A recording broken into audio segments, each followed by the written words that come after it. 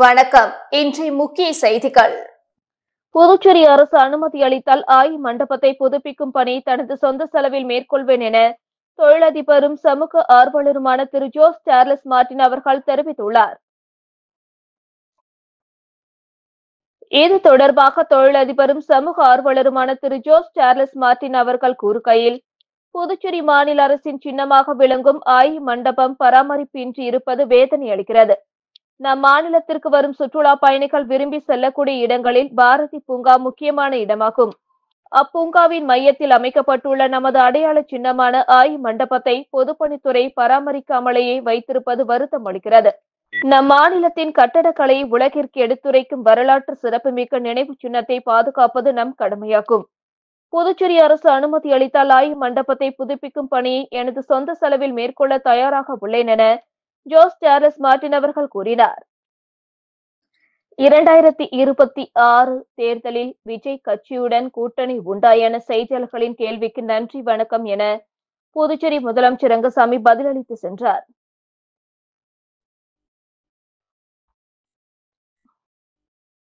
Puducherry union பிரதேசம் காரைக்காலில் அம்மாள் சத்திரம் பகுதியில் புதிதாக கட்டப்பட்ட தனியார் மருத்துவமனை திறப்பு விழா இன்று நடைபெற்றது. தனியார் மருத்துவமனையினை புதுச்சேரி முதல்வர் ரங்கசாமி ரிப்பன் வெட்டி குத்துவிளக்கேற்றி துவக்கி வைத்தார்.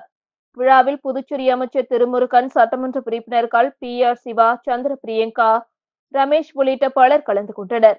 தனியார் மருத்துவமனை திறப்பு விழாவில் கலந்து கொண்ட புதுச்சேரி முதல்வர் ரங்கசாமி செய்தியாளர்களிடம் கூறுகையில், காரைக்காலில் அரசு பொது மருத்துவமனை புனரமைப்பு பணிகள் நடைபெற்று வரும் நிலையில் காரைக்காலில் அனைத்து வசதிகளுடன் கூடிய தனியார் மருத்துவமனை அமைந்துள்ளது மகிழ்ச்சி அளிப்பதாக உள்ளது என்றும், விபத்தில் காயமடைந்தால் தமிழக மருத்துவமனைக்கு செல்ல வேண்டியுள்ளது என்ற நிலை மாறி தற்பொழுது காரைக்காலில் சிறந்த இளம் மருத்துவர்கள் கொண்ட தனியார் மருத்துவமனை துவங்கப்பட்டுள்ளது என்பது மகிழ்ச்சி என தெரிவித்தார். 2026 தேர்தலில் விஜய் கட்சியுடன் கூட்டணி உண்டா என செய்தியாளர்களிடம் எழுப்பிய கேள்விக்கு நன்றி வணக்கம் என பதிலளித்து சென்றார். டாக்டர் ராஜ்குமார் மற்றும் உஷா நேசமணி எழுதிய குருதிய வீரமும் என்ற நூலினை துணைநிலை ஆளுநர் கைலாஷ்நாதன் வெளியிட்டுள்ளார். டாக்டர் ராஜ்குமார் மற்றும் உஷா நேசமணி எழுதிய குருதியும் வீரமும் இந்திய சுதந்திர போராட்டத்தில் தமிழர்களின் பங்கு நூல் வெளியீட்டு விழா புதுச்சேரி அதித்தி ஹோட்டலில் நடைபெற்றது. புதுச்சேரி துணைநிலை ஆளுநர் கைலாஷ்நாதன் சிறப்பு விருந்தினராக கலந்து கொண்டு நூலை வெளியிட்டார். சட்டமன்ற உறுப்பினர் சிவசங்கரன், தமிழறிஞர் கோ பாரதி மற்றும் அறிஞர் பெருமக்கள் விழாவில் பங்கேற்றனர். நிகழ்ச்சியில் பேசிய துணைநிலை ஆளுநர் கைலாஷ்நாதன், சுதந்திர போராட்டத்தில் கலந்து கொண்ட தலைவர்களை எப்பொழுதும் நாம் நினைவு கூற வேண்டும், அவர்களை போற்ற வேண்டும் என்று வலியுறுத்தினார். புதுச்சேரி அடுத்த அனுமந்தை பகுதியில் துறைமுகம் அமைக்க வலியுறுத்தி 500க்கும் மேற்பட்ட மீனவர்கள் கிழக்கு கடற்கரை சாலையில் மறியல் போராட்டத்தில் ஈடுபட்டதால் சுமார் 3 மணி நேரத்திற்கு மேலாக போக்குவரத்து பாதிக்கப்பட்டது. விழுப்புரம் மாவட்டம் கோட்டக்குப்பம் முதல் மரக்காணம் வரை சுமார் 19 மீனவ கிராமங்கள் உள்ளது. இவர்களுக்கு என தனியாக துறைமுகம் இல்லை.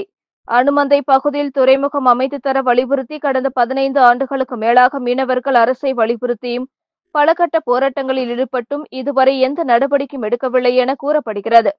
இந்த நிலையில் அனுமந்தை உட்பட பல்வேறு மீனவ கிராமங்களை சேர்ந்த 500க்கும் மேற்பட்ட மீனவர்கள் கடலுக்கு செல்லாமல் தங்களது குடும்பத்தினருடன் கருப்பு கொடி ஏந்தி அனுமந்தை பகுதியில் அமைதியான முறையில் போராட்டத்தில் ஈடுபட்டனர். அரசு தரப்பிலிருந்து அதிகாரிகள் பேச்சுவார்த்தைக்கு வராமல் அலட்சியப்படுத்தியதால் கொந்தளித்த மீனவர்கள் கிழக்கு கடற்கரை சாலையில் மறியல் போராட்டத்தில் ஈடுபட்டனர். அப்பொழுது அதிகாரிகளையும் அரசையும் கண்டித்து கண்டன கோஷங்கள் எழுப்பினர். மீனவர்களின் திடீர் மறியல் போராட்டத்தால் புதுச்சேரி சென்னை இடையிலான கிழக்கு கடற்கரை சாலையில் சுமார் 3 மணி நேரத்திற்கு மேலாக போக்குவரத்து கடுமையாக பாதிக்கப்பட்டது.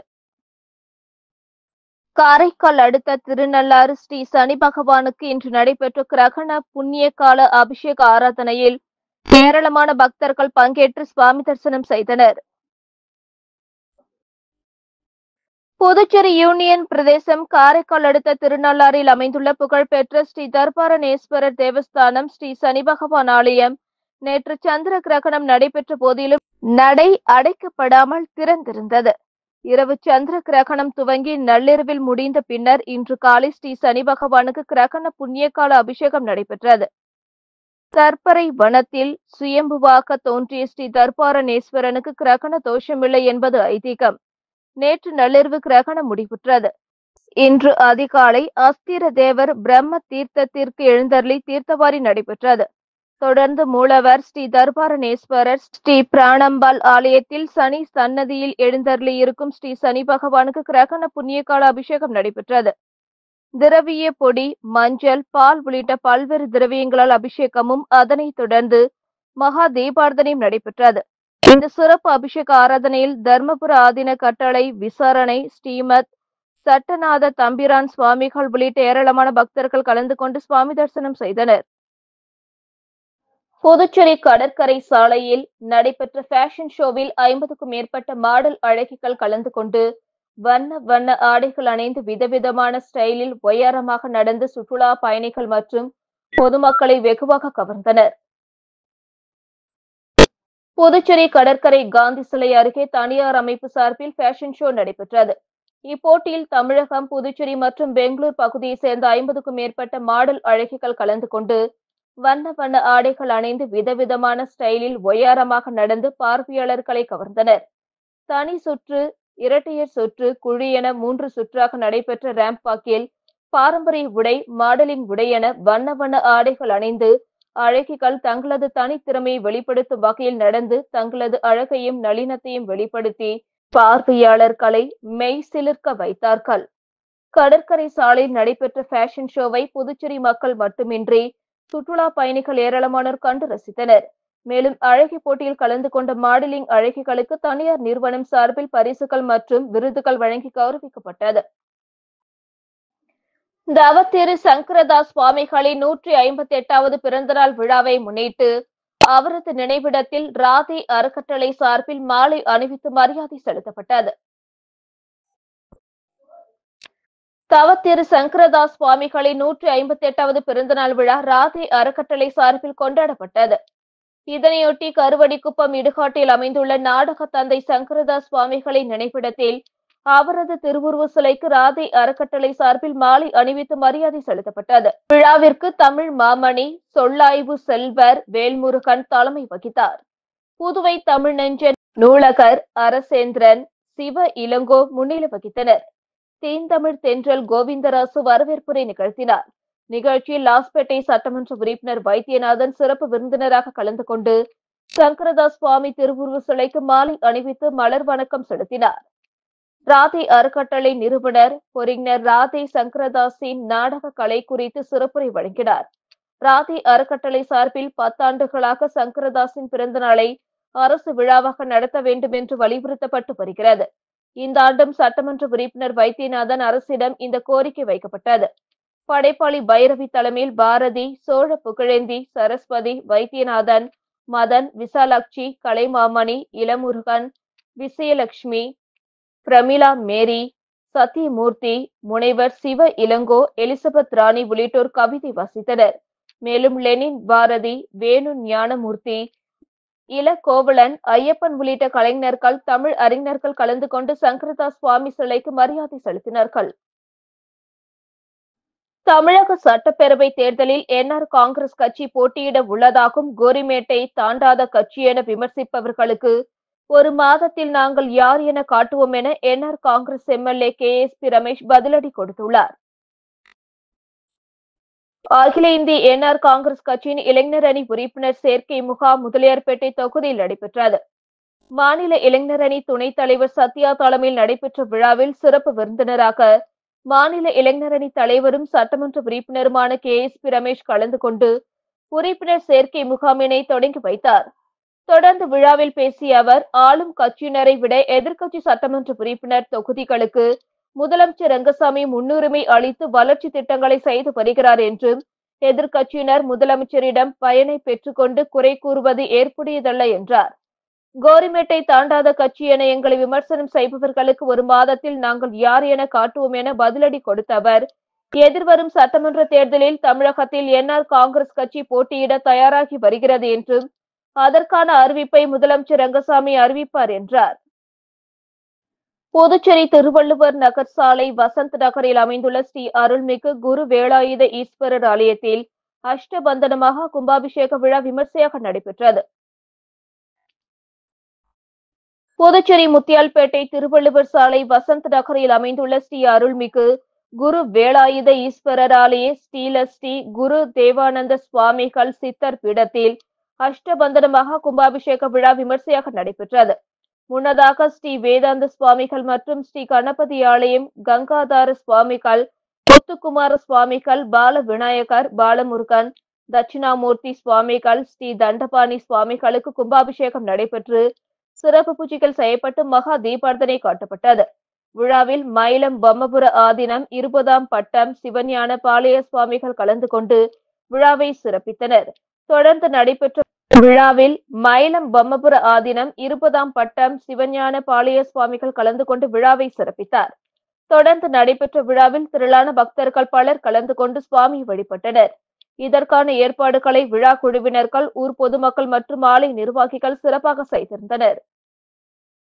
உருளையன்பேட்டை தொகுதியில் அசுத்தமான குடிநீர் விநியோகத்தை கண்டித்து தொகுதி எம்எல்ஏ நேரு தலைமையில் அப்பகுதி மக்கள் பொதுப்பணித்துறை அலுவலகத்தை முற்றுகையிட்டு போராட்டத்தில் ஈடுபட்டதால் பரபரப்பு ஏற்பட்டது.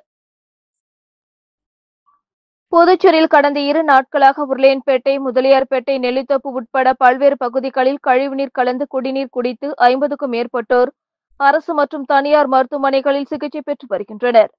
இந்த நிலையில் உருளையன்பேட்டை தொகுதி சுயேட்சை எம்எல்ஏ நேரு தலைமையில் அப்பகுதி மக்கள் பொதுப்பணித்துறை அலுவலகத்தை முற்றுகையிட்டு போராட்டத்தில் ஈடுபட்டனர். அப்பொழுது ஒரு பிரிவினர் சாலை மறியலில் ஈடுபட்டதால் பரபரப்பு ஏற்பட்டது. போராட்டத்தில் ஈடுபட்டவர்களிடம் அதிகாரிகள் பேச்சுவார்த்தையில் ஈடுபட்டதுடன் உரிய நடவடிக்கை எடுப்பதாக உறுதியளித்ததை தொடர்ந்து போராட்டம் கைவிடப்பட்டது. இதன் பின்னர் செய்தியாளர்களிடம் பேசிய எம்எல்ஏ நேரு, கடந்த 20 ஆண்டுகளாக புதுச்சேரி குட்டி சிங்கப்பூராக மாற்றுவோம், மாநில அந்தஸ்து பெறுவோம் என ஆட்சியாளர்கள் மக்களை ஏமாற்றி வருகின்றனர் என குற்றம் சாட்டினார். மேலும் மக்கள் மீது இந்த அரசுக்கு அக்கறை இல்லை என்றும், தரமான குடிநீர் வழங்க முடியாத இந்த அரசு துப்புக்கெட்ட அரசு என்றும் சாடினார். புதுச்சேரி பாஜக மாநில தலைவராக இருந்த சாமிநாதன் அக்கட்சியிலிருந்து விலகுவதாக அறிவித்துள்ளார். கடந்த 2015 டிசம்பர் முதல் 2023 செப்டம்பர் வரை சுமார் 8 ஆண்டுகள் புதுச்சேரி பாஜக தலைவராக இருந்த இவர் முன்னாள் பாஜக எம்எல்ஏவும் ஆவார். பாஜக மாநில தலைவர் பொறுப்பிலிருந்து விடுவிக்கப்பட்ட பின்னர் கட்சி செயல்பாடுகளில் பெரிதாக ஆர்வம் காட்டாமல் இருந்தார். இந்நிலையில் பாஜகவில் இருந்து விலகுவதாக அறிவித்துள்ள சாமிநாதன் தனது அறிக்கையில், கடந்த 25 ஆண்டுகளுக்கு மேலாக நான் இருந்த பாரதிய ஜனதா கட்சியிலிருந்து இன்று முதல் முழுமையாக விலகிக் கொள்கிறேன். கடந்த 25 ஆண்டுகளுக்கு மேலாக நான் பாரதிய ஜனதா கட்சியில் பல பொறுப்புகளை வகித்துள்ளேன்.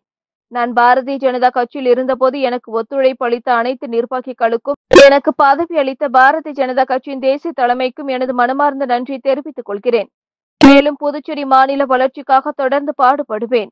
புதுச்சேரி மக்களுக்காக தொடர்ந்து குரல் கொடுப்பேன். ஊழலற்ற நேர்மையான புதியவர்களை கொண்டு புதிய அரசு அமைய முழுவீச்சில் பாடுபடுவேன் என்று தெரிவித்துக் கொள்கிறேன் என்று குறிப்பிட்டுள்ளார். புதுச்சேரி மின்துறை தனியார் மையத்தை கண்டித்து ஆளுநர் மாளிகை முற்றுகையிட முயன்ற இந்திய கூட்டணி கட்சியினரை போலீசார் தடுப்புகளை அமைத்து தடுத்து நிறுத்தினர். யூனியன் பிரதேசங்களில் உள்ள மின்துறையை தனியார் மயமாக்க மத்திய அரசு முடிவு செய்தது. இதன்படி யூனியன் பிரதேசமான புதுவையில் மின்துறையை தனியார் மயமாக்க மத்திய அரசு நடவடிக்கை எடுத்தது. இதற்கு நாராயணசாமி தலைமையிலான காங்கிரஸ் அரசு எதிர்ப்பு தெரிவித்தது. இதனால் தனியார் மயமாக்கல் ஒத்திவைக்கப்பட்டது. அதே நேரத்தில் தனியார் மையத்தை எதிர்த்து புதுவை மின்துறை ஊழியர்கள், பொறியாளர்கள் இணைந்து போராட்ட குழுவை ஏற்படுத்தி போராட்டங்களை நடத்தி வந்தனர். இந்நிலையில் மின்துறை தனியார் மயமாக்கலை கண்டித்து முதலமைச்சர் மற்றும் மின்துறை அமைச்சர் நமச்சிவாயத்தை கண்டித்து ஆளுநர் மாளிகை முற்றுகையிட பேரணியாக வந்த இந்திய கூட்டணி கட்சியினரை நேரு வீதியில் போலீசார் தடுப்புகளை அமைத்து தடுத்து நிறுத்தியதால் பரபரப்பு ஏற்பட்டது. தடுப்புகளை மீறி செல்ல முயன்ற காங்கிரஸ், திமுக சட்டமன்ற உறுப்பினர்கள் உட்பட 300க்கும் மேற்பட்டோரை போலீசார் கைது செய்தனர். இத்துடன் செய்திகள் நிறைவடைந்தன. வணக்கம்.